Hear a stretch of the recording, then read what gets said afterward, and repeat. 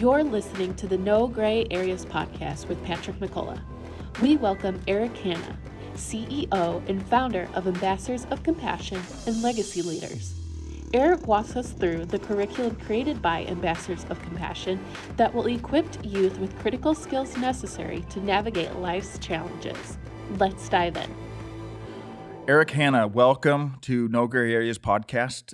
It's so good having you on here because you actually have a major part with No Gray Areas, correct? I think I do. Yes, you do. It's yes, good to be here, Pat. It's good to see you again. So we're taking Joe's story. He wrote the book No Gray Areas, what we named the podcast after. It's a cautionary tale, but also a redemptive story. Yeah.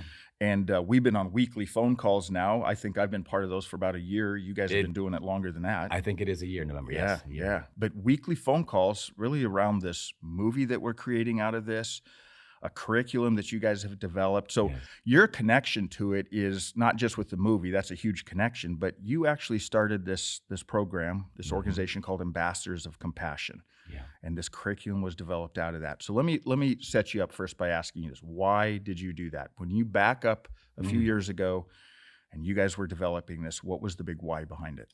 Thanks for asking. I don't get that asked very often. And the why for me was, as I had directed and produced a couple feature films. And without going all the details, I got sued on those, and I couldn't figure out how to forgive. Felt like such an injustice. I learned that there is a system in Hollywood. Some people make films, some people take films. Came in pretty naive, and I couldn't figure out how to let it go. You had a deep wound you were dealing with. I did. I had a deep wound, and it was controlling my thoughts. It was controlling my relationships. It was affecting my marriage. And so I tried to figure out, how do you forgive? And I would ask people, and they'd say, hey, you just do it. And I would ask somebody else, you just forgive. And I'm like, am I the only person that doesn't know how to do this? And I began to realize it's more complicated. There's processes. And we began to learn how to face it, release it, and replace it, and how to identify. Wait, say that again. Face it, release it, replace it.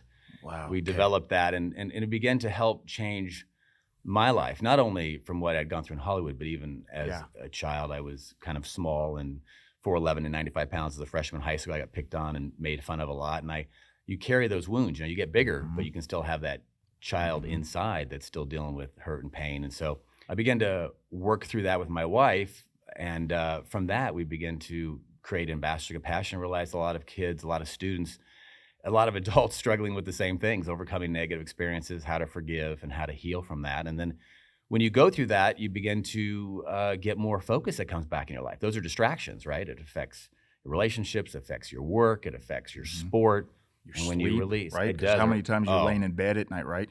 Absolutely. Here's the thing, Eric. Nope, I can guarantee you, right, that there's not a single listener right now who isn't thinking exactly what you're thinking. Like this forgiveness thing, it's just people just say, just forgive. It's not that easy, though. No, it's a process. Yeah. It is. So that was really the why behind it. Is you started realizing you weren't the only one that struggled with these things, that had these unanswered questions. Yes, and I began to realize that even experts didn't fully understand it, and it's a process, and that we've matured in the last 10 years, I would say, just as science has understood what unforgiveness does. 500 times more likely you'll die by the age of 50 if you don't forgive. I mean, these are crazy things that we now realize, the toxins that it releases in your body, but that doesn't mean we just know how to do it. It doesn't mean we get the logic of it, but we still have to learn how to process through it. I read a long time ago that bitterness is like drinking poison and hoping the other person dies, right? Yes, I love that quote. But again, that's one of those little mantras that we can throw out. Yes. So like, okay, I get it. The bitterness is only going to hurt me. Unforgiveness is only going to hurt me. Yes. But I still don't know how to let go of it. Yeah, that's what you were dealing with. Yes, I didn't realize I was using unforgiveness as self-protection. See, we hear these things, forgive and forget. And so I thought, if I forgive and forget, it's going to happen to me again. Yeah. But we can now learn from that experience. It doesn't mean that when we forgive, we have to trust that person, because trust is earned, not granted, or retrust. You don't even have to bring them back in your life. So you can learn from that experience. You can forgive. You can let it go. And some of those things, forgive and forget, things like that, made me realize I was using unforgiveness as self-protection. I'm afraid if I was if to you forgive, forgot, you were going to get wounded again. Absolutely. I didn't even realize it. Yeah.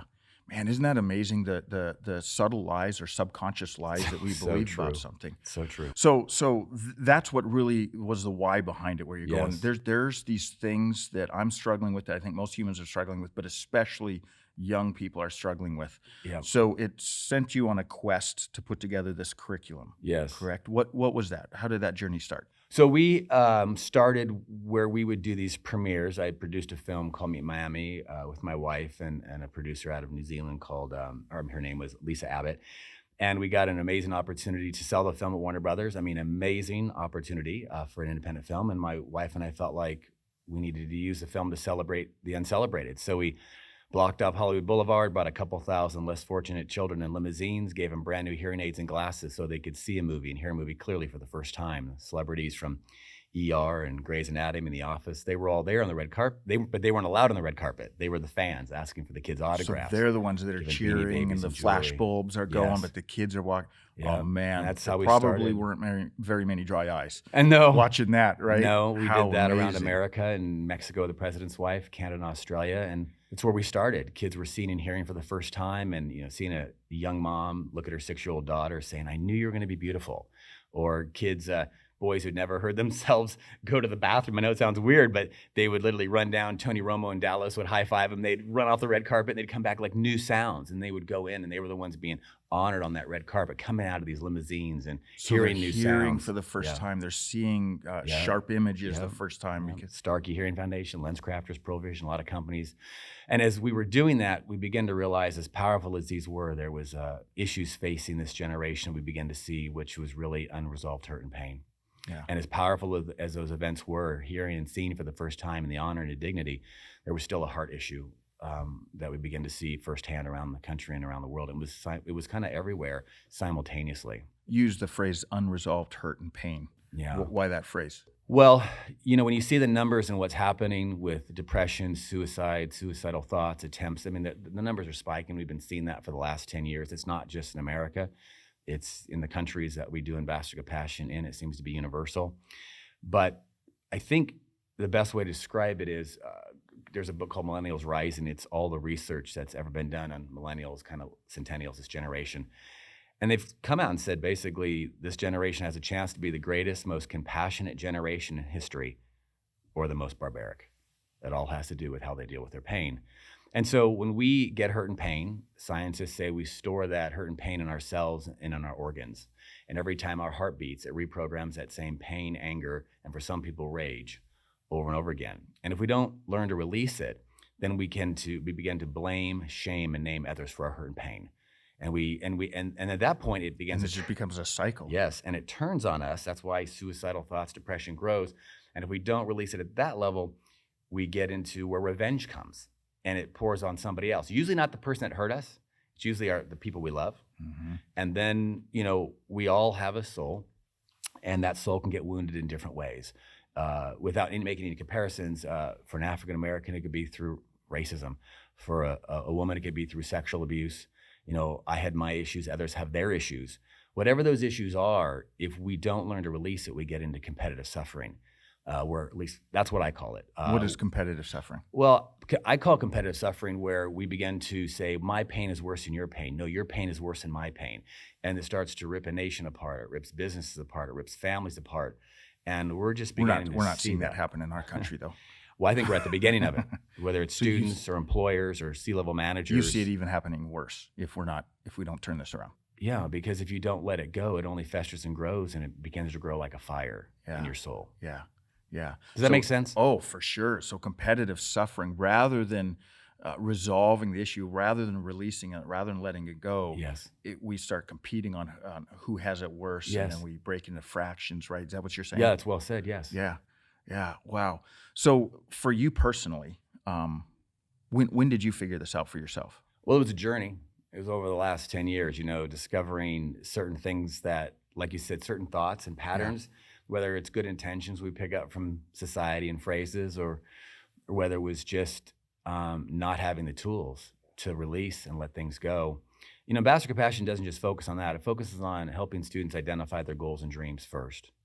Helps them understand the influences that keep them from them, whether it's friends, whether it's culture, then face it, release it, replace it in forgiveness, and then overcoming negative experiences and learning from the experiences of others. And I think all of us at some level and at some point in our life have to look at those things. So you can't. So can I go, because you know this so well, and you can just rattle it off. But, Yeah, please. But walk through those again a little bit slower so we can get it. So the first thing that you do with Ambassadors of Compassion, which is what's really exciting because we're taking this movie, we're going to make this movie, right? Movie's a catalytic kickoff. It's going to be a catalytic kickoff. Yep. We're trying to reach over 1 million plus students with this. Yep. But the first thing these students are going to do as they go through this curriculum is you ask them to dream. Yes, it's a life acrostic. We have others, but life acrostic, and L stands for labor. You identify your goals and dreams. And so from there, you start there. If you don't know your goals and dreams, it's everything else you identify your goals and dreams, and then you're able to say, what in culture is keeping me from my goals and dreams? Who are my friends that I need to step away from? Do you find, because we're going to keep going through these steps, but I'm going to just jump in here every once in a while.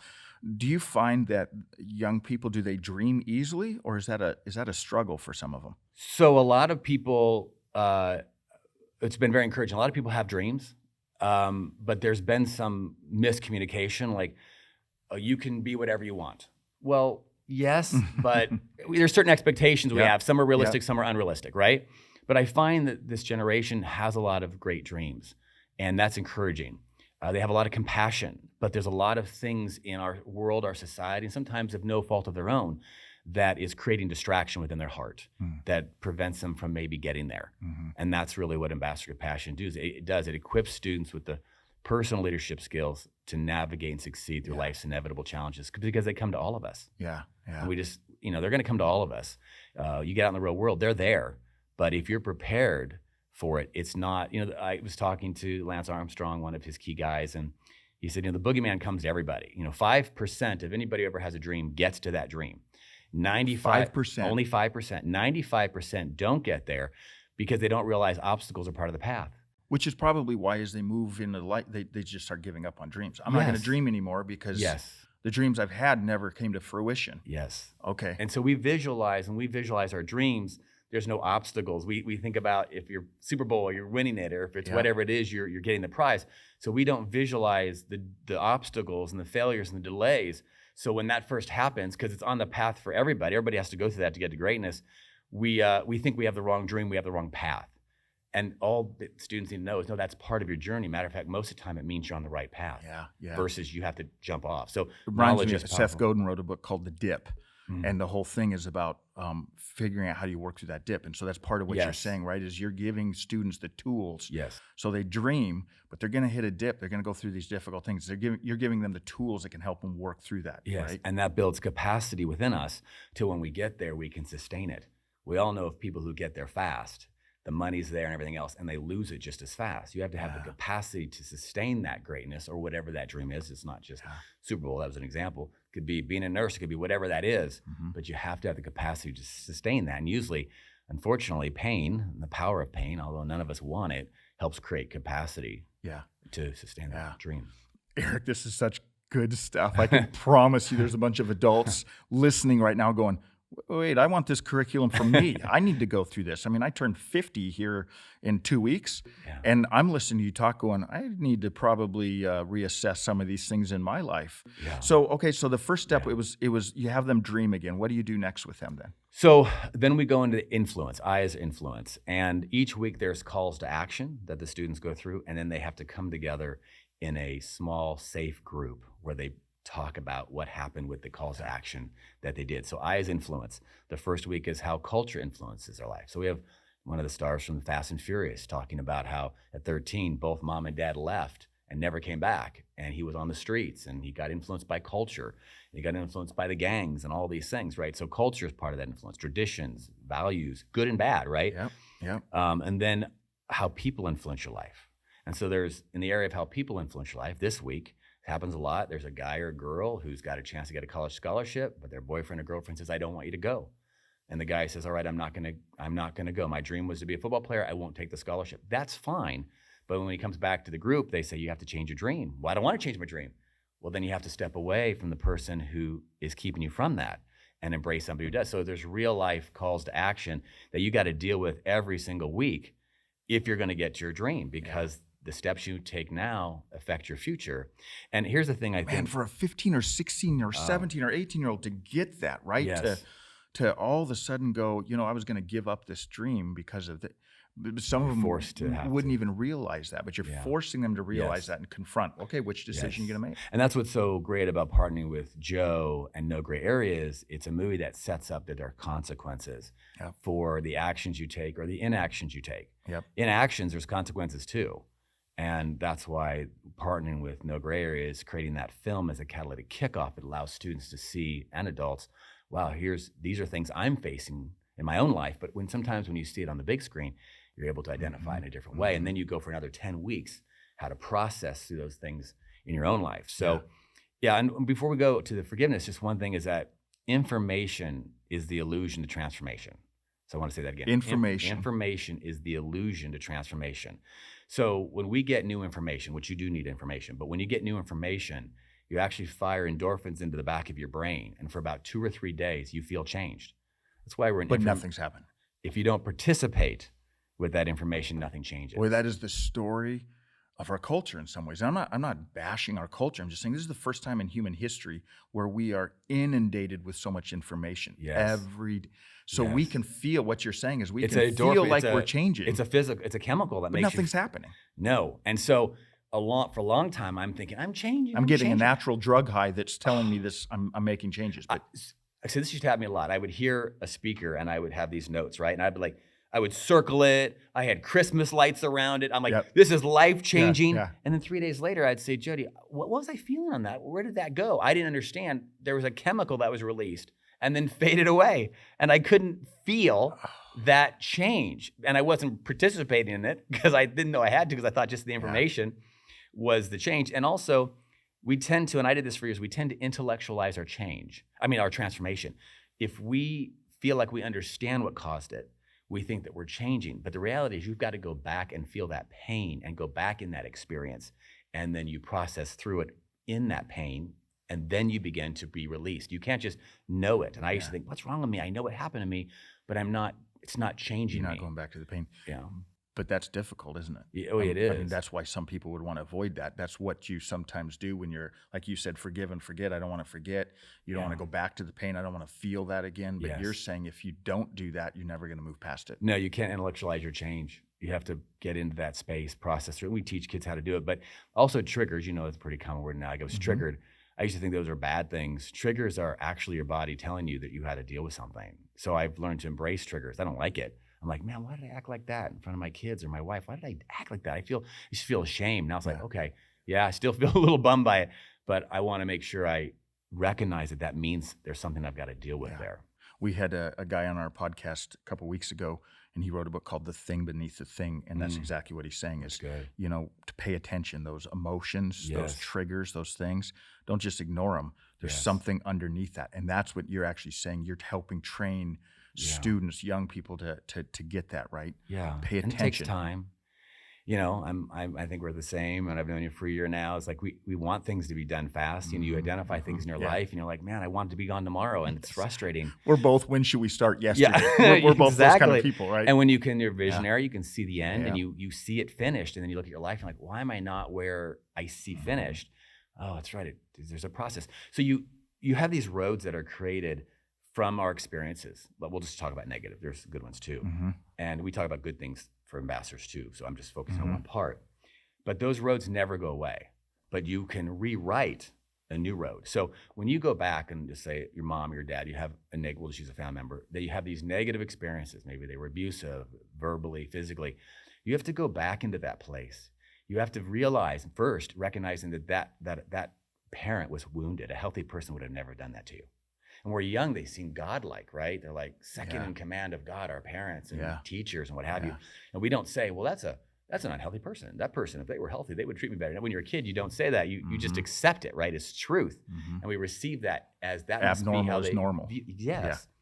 But when you go back and visualize that and go back in that place and you visualize that parent or that teacher, for me a lot, and you visualize them saying to you in that same scenario, treating you in a healthy way, you actually rewrite those neurotransmitters. You create a new road. You never lose the other road, but now you have a new road, and your body can't tell the difference between the original experience and the new experience. So I'm giving a lot. This is so good. Okay. So let me take a life experience for myself. And let's say I was one of these like 20-year-old kids or 19-year-old, 18-year-old kids are dealing Yes. with this. And this wasn't a big thing. This didn't destroy my life or Yeah. anything. But I remember I won a race. I used to race bikes. I won a Okay. race. It's a big race. I tactically, I did everything right. First thing my dad said, and all these years later, I can still remember this. First thing my dad said to me is, the guy behind you is catching you. I don't know if you'll beat him later in the time trial. And that wounded me. Now, again, Wow. it's just, I look back First of on all, that. good intention, do you think? Or I think so. Or trying I mean, to, I think he was probably just, trying to motivate you, yeah, push maybe you? motivate me. But Okay. what you're saying that you would help, like, and again, he didn't even know that he wounded me. I'm just using this as an example. That happens a lot, though. What you're saying, yes. And Yes. I've told my kids, you're going to be in counseling because of me someday. Well, Yeah, I guarantee you. kids Not, and I've talked too. not as, but it's true. As parents, though, I really have. My Yes. children are adults now, and I've sat them all down and personally said to them, good. I'm sorry. I know at So some good. point I said something to you that wounded you. You needed to hear something else So good. because I'm not God. I'm not Right. perfect. And so in this case, I don't know what the situation was or why my dad said that, but what you would help me do if I was a young person Yes. is to go back and say something like, what did you need your dad to say? Yes, and you would feel that moment of what that felt like. So you've got to go back and put your mind, you can close your eyes. So you you'd even make me go back and, oh, you have to. I'm not doing that. I don't want to go back to that. I'm kidding. Then no, I'm I know kidding, what though, you're saying. But But that's yeah. the fear, and I understand that fear. A lot of people have had things that are so traumatic they don't want to go back. Yeah. And having somebody guide them to go back in a safe place, whether it's Ambassador of Compassion or somebody professional, then you feel and you realize a lot of times in these groups that we do is a student will share something and they thought they were the only one that ever went through that. Yeah. I'm like, I thought I was the only one, and I can give a lot of specifics, but it is going back into that moment. And as an adult, I don't want to get too complicated, but as an adult, now you're an adult, you could go back in that scenario and tell your younger self how it should be. You're an adult. Mm-hmm. But at that when you're young like that, you don't know. That is the truth, right? That's And part of the woundedness of it, so right? visualizing what you would need to hear your dad say for you at that time. Some people I was more sensitive, so things that affected me, my friends would have laughed at. Exactly. So it's not Yeah. like you can't blame yourself. You can't be like, Yep. man, I'm too sensitive. No, Yep. certain things that affected me, my friends would have laughed at. Other things that would have affected them, maybe I would have laughed at. Yeah. So we're all our own individuals. So that's why you say you might hurt your kids or I hurt my kids, because I don't know always what I'm saying. I know what I do say that hurts, but I don't always know. Yep. It could be a great intention, a Yep. motivator, and it still hurts, right? Yeah. But you go back, you put yourself in that situation, and you identify first what a healthy person could have said in that situation based on what you need, based on what you needed at that age.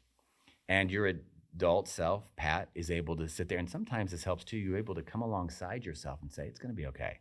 Mm-hmm. I'm getting a little bit more in the weeds on some of these details. Yeah, but this is so good because I think it's helping the audience understand the value. Because again, there's no one who's listening that isn't connecting with what we're saying. I guarantee you that. Yeah. And then you can imagine going, oh, this generation coming up, how much do they need this? Well, it's funny because interesting, whether it's professors at the University of Alabama who've been there for 7 years, or whether it's law enforcement, or whether it's employees who become Ambassador Compassion coaches for the kids, they always come back and say, we're not sure who changed more, us or the students, because we didn't know how to forgive. There's no age limit. It's not like, you get to 25 and all of a sudden everything's worked itself out. Yep. You do have to process through it. Mm-hmm. You just do. There's just no way to avoid it. So the coaches, the people that are Yes. trained in this, they're learning just as Yeah, much. because they're having I can see that. identify things in their own life. Yeah. So they go through that, then it's the Forgiveness. which you Influence started deck. with. Yep, and then forgiveness. And then the last one in life is negative experiences. Well, it's learning. It's negative experiences don't have to destroy your life, and also learning from the experience of others. And right here, we're in Arizona. Anthony Robles, wrestler at Arizona State University, never lost a wrestling match his senior year. Opens up that week, but he was homeless and only has one leg. And so when he talks about how negative experiences don't have to destroy your life, you're like, okay, I'm going to listen. How did you do this? And how it adapted, and how iron sharpens iron, and all these things. And then we have folks like Spencer Tillman from, captain of the 49ers, and he's now, you hear him on Fox every Saturday talking, doing the color for football. So we have celebrities, athletes, people from all different walks of life talking each week on forgiveness, negative experiences, what have you. And then the students have a journal they process through, that's only theirs, and then calls to action every week. And they come together and have those deep discussions that are guided. And then also they have to do something to lift up their community. So when we do big honor events, movie premiere honor events, they walk the red carpet. They deserve to walk the red carpet for going through the journey. And before the movie starts, you see all the things they've done in their community, taking the graffiti off the walls for 46 weeks, building up community centers. I mean, it's unbelievable what students do. They're ready to help. And so we recognize that. And city leaders see, wow, look what these students have done. And then they get to see the film and they're cheered on the red carpet. Eric, this is just incredible, though. I mean, again, you think about the healing that these students are going through, the like you said, the dreaming, the tools you're giving them to live life out, but then also they're not just learning or hearing about, they're giving back to their community, they're serving. So they're going through all of this. How long does this take, like, for a student to go through this? So the meetings are an hour a week that are guided. The digital journals can be anywhere from 15 minutes to 5 hours a week, depending on how deep you want to go. Some people will spend hours. They're like, wow, I really need to go deep into this. And then the service, each group decides what they're going to do for their community and how they're going to be recognized for that in a good way, in a positive way. What's interesting? When we do these honor events and kids are walking the red carpet and being celebrated for making a difference in their own lives, but actually in their community, it's the deepest fire of endorphins in the back of your brain. It actually goes from the back to the front. When you're being honored for helping somebody else, it's the deepest impact on the brain. So when you win the Oscar, that's very big and powerful, but you're winning it for your work. You're not winning because you did something for someone else necessarily. It's big, it's recognizable. But when you're being recognized for helping someone else, it's the deepest impact, one of the deepest impacts on the brain. Okay, now let me just pause here for a second, because I just picked this up. So earlier, you were talking about the wounds that we have, Yes. how those affect us physically, Yes. emotionally, spiritually, so socially. It affects every part of us. Yes, Now yeah. you're actually saying that it's also true that when we do something for someone else, Yes. it's not just it's affecting us emotionally and physically. Yes. There's something taking place in the human body. Yes, and then when you go one step further and honor students for helping someone else, there's a thing that happens in our brain that allows it to have a deep memory and a positive impact to where we want to help people again. It's interesting, this was not contrived like we knew science. We just it started with my issues, my wife and I figuring stuff out, and then experts came along and said, hey, we can help here, we can help here, we can help here. And so it wasn't like the end in mind. We didn't have the end in mind. It was a journey for us. We're still on it, and we're still on it with students and in our relationship and millions. And we'd love to see 10 million students a year in America and 100 million around the world, because this is different than when I was, in high school in the 80s, right? There was different levels. You go to middle America and different countries, and students and youth were at different levels, right? With social media, it seems like it's kind of like everyone's sort of at some level at the same time. And they're dealing with things that no other generation has dealt with. It's absolutely true. Absolutely true. Yeah, I mean, just we if we went back to our youth, we can remember how the negativity or feeling like we were being judged and all those things, how we feel. Yeah. But that's a whole nother level now because of social media and all the things they're seeing. Yeah. And then even as adults, we get bad news constantly all day long as we're scrolling through our phone. And the human psyche was not meant to be able to process that kind of negativity. No, when you make a mistake or you do something or somebody makes fun of you, it goes online or social media and everybody gets to see it. And I grew up being bullied and made fun of, but it was still within that small group. I didn't have to worry about my whole school, my whole nation, my whole world potentially seeing that and making fun of me. That's a next level of fear and pain. So how many students have gone through this now, approximately? A little over 60,000. 60? 60,000. 60,000 students have gone through this. And we've wanted to make sure that before we went to 1 million students, we want to make sure that the measurements proved to be solid across the board. When we work with companies and pro teams, you want to make sure that people are giving their brand and their favor and say, I support this, that it works, And so, it's we're ready to go now after 10 years of building. I'd say it's been a long pilot. I don't like to call it a pilot because it makes it seem like it's clinical, but no, I mean, it's just we wanted to make sure that it was working for students' lives, working for adults, the coaches, and then also helping the companies and others that came on board. And you've seen that, right? Like I have results that show that. I will say for the first 5 years, I didn't believe the results. I couldn't believe the results. They were so amazing. I couldn't. I didn't get it. I didn't understand. I didn't understand it. And we had an outside firm in Canada that would measure transformation in students' lives, and then we'd have principals like in a school in Santa Ana School District. We've had California. We've had 7,000 students go through the program, and F's dropped 48%, A's increased 37%, aggressive deviant behavior dropped 88%, and unexcused absences, lessened by 52%. When we're in Colorado, we get letters from law enforcement saying, "Hey, we know you're in session because we have less infractions or less arrests." But then the data was pretty, even at Alabama, University of Alabama did their own data, at Calgary, Canada, Resiliency Initiative did theirs. It was just because I started with us wanting to help our own lives, because I could feel how it was affecting my marriage, it was affecting my children. But it was just, I was just like everybody else, right? I was just one human that was going through stuff and realized others were going through stuff. That's all it was. And then, because it wasn't like I was an educational expert who had this goal of we're going to see grades change, it was hard to believe those things could change. But I realize now that when you have hurt and pain, unresolved hurt and pain, there's ambassadors, is more than that, of course, but it's a distraction. And distractions makes you lose focus. So if you can release that, what happens? Yes, grades go up, less penalties on the field, better family relationships, better work environment, better focus on the job, more engaged employees, if you're an employee. And when you have that, it's distraction. And distraction takes away from being your best version of yourself. When I talk to you, I feel like we did. Remember the first time we were with the scriptwriter who's writing this, right? Yes. And you and I, sometimes we both come on the same idea at the same time, and we both jump up and we're like, "Oh, yes, we got it." I was a place skier in Colorado. Like, yes. Yes, that's how we were. That's what I feel like right now when you're talking. That's why I got involved with this. That's why I'm jumping on this and wanting to help, because I can see how this is going to change not just a generation, but generations. Because when these kids get this and they start taking ownership of their life and becoming who they were made to be and living on purpose for a purpose, it will affect their relationship with their future spouse. It will reflect their in their kids' lives, their grandkids' lives. So what? Well, you're such a good storyteller. So when you go, yes, I go, confirmation. But to your point, we're all in it together. We didn't create a program for students. We are doing it together. I'm constantly going through it. Students are going through it. Celebrities saying, I'm an ambassador of compassion. Pro teams, Cleveland Indians, the Guardians now. I'm an ambassador of compassion team. Tyson, I'm an ambassador of compassion company. We're all in it together, each doing our own part. And that's the beauty of this. That's what we're really working toward right now, is we're saying that in the next year, 2 years, you named some. We want to get professional teams, colleges, high schools, corporations, individuals, right? It's affecting, and we're all doing this together. We're all in together. Yeah.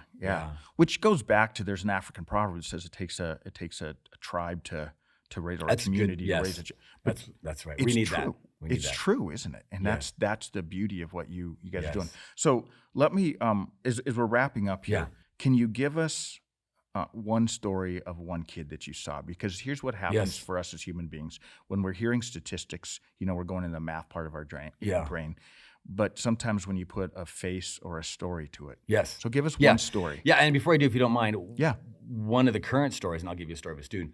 That's what's so great about working with Joe and the movie. Here's a guy who made some mistakes, good background, father was a cop, but just made one choice, little choices that next thing he knows he's in this. But it wasn't like, I'm going to make this leap. They were little choices, and then look at the results, right?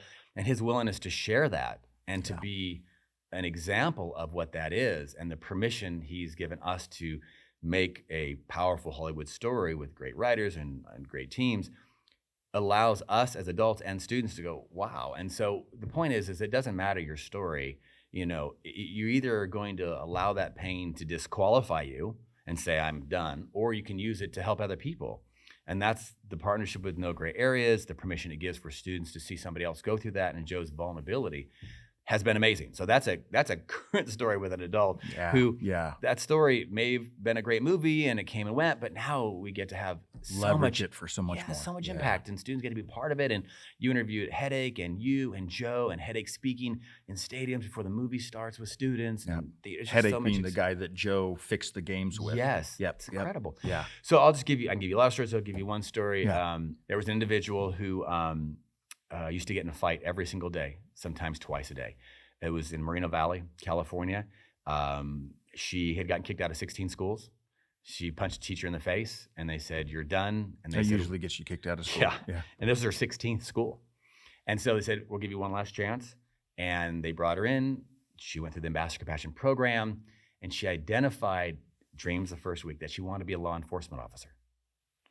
So who would think that, right? Yeah. And in the area of influence, she realized she was going to have to arrest maybe half of her family if she took that role because of her family background. So now she has to have a choice. Do I become a law enforcement officer or do I not? Yeah. She decided to do it. She went on. She graduated with a 4.0. We were able to get her through a scholarship at the University of Alabama.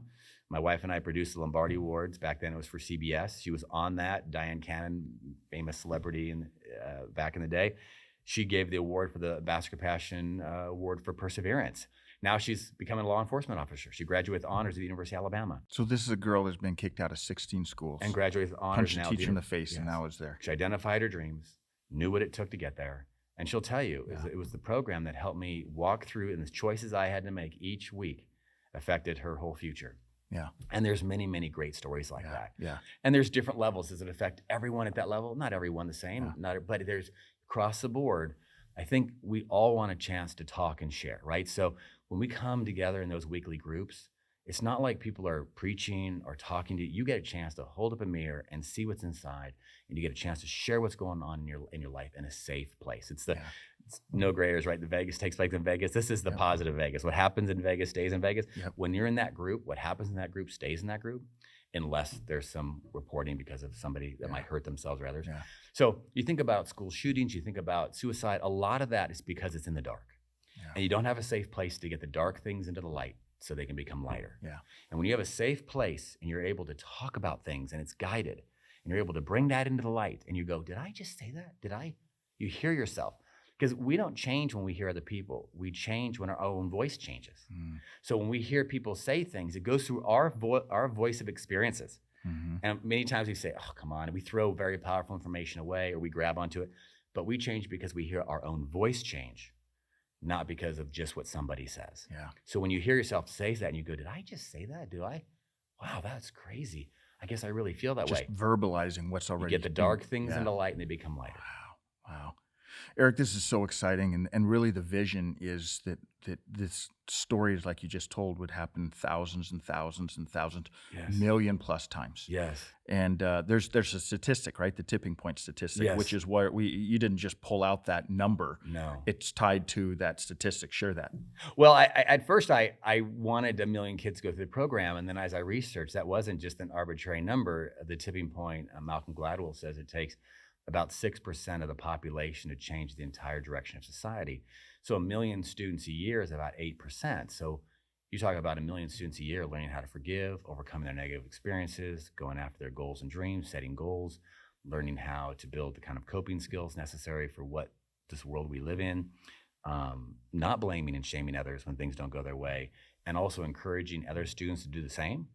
You can begin to change the direction and the trajectory of lives and society. And I'm really proud of this generation. They show up. Mm-hmm. When they're given a chance and challenged to make a difference in their community, they show up. When they are given a chance to share, I think when I was growing up in the 80s, we would never have shared. Yeah. And we work with a lot of sports teams, a lot of football teams. And we first started doing with football teams, I thought they're not going to share. When I grew up, you rub some dirt on it. Yeah. If you share, you're considered weak and you may not get your starting job. These athletes, it doesn't matter how big they are, they're pouring out, they're sharing. I remember one athlete, I won't mention the schooler's name, but he was the starting player. He used to get upset all the time. We were there in front of all the other athletes. And he said, when I was 5 years old, my mom left my dad and I want to prove to her she made a mistake and that I wasn't worth that. I am worth it. That I'm worth it. And he's trying to be the best person he can, so he can prove to his mom he may never see again that I wasn't worth leaving. And then the athletes are like giving him a hug, like, that's why you get angry. Oh my gosh, we understand it now. And they gave him a hug, and he's like, 325 pounds, 6'5", just crying. And he was like, look at this bonding experience.